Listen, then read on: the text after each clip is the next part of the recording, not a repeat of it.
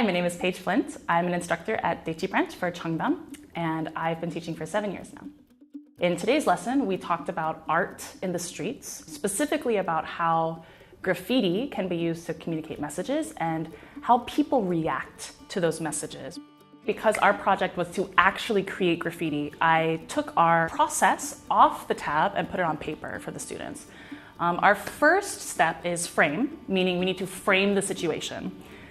In order to do that, I asked students what cities and countries they knew actually had graffiti. And then I also had them sort of work together on deciding what kind of messages were they interested in communicating to the wider audience, the public. Be careful with the buildings that you use. If you use Eiffel Tower, Paige, what's going to happen? For the second step of our project today, the ideate step of the process, I had students discuss together with me all of the different ways that they could communicate the geographical location of their graffiti within the art itself. If you have a social meaning, tell me the meaning. If you have political meaning, tell me that. If you have just for fun, tell me that as well.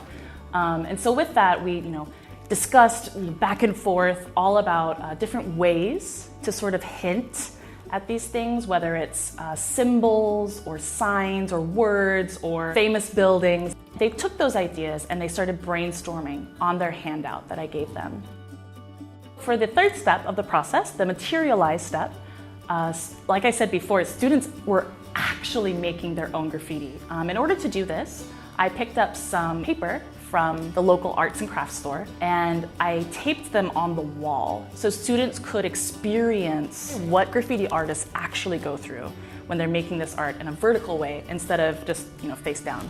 They got to use oil pastels, watercolors, pencils, pens, markers, sponge painting, finger painting, like everything they could possibly use. They got to use that to make their art. I was really impressed with the quality of their teamwork. They work very well together. I hardly ever see them fight about what they want to do. They're very friendly and helpful for each other. As students were giving their final presentations, I was a bit amazed to see how timely and relevant some of their choices were in terms of where they put their graffiti. No. LA. Yes. Many groups chose places that they had visited before or that they knew a lot about or they were interested in. Los Angeles, Honolulu, London, but one group in particular chose Jerusalem due to what they had seen in current events. I thought that was very impressive. This is the Israel and this is Palestine, and Israel can shoot the gun at the people. For the final step of the process, the evaluate step, I find this to be the most rewarding aspect of project-based learning classes. Raise your hand, everyone else, not you guys, because you're safe. Students aren't just memorizing terms and test strategies, they're also engaging with each other and with issues and situations and problems that are relevant and important and things that they're going to deal with as they grow up and become real global citizens.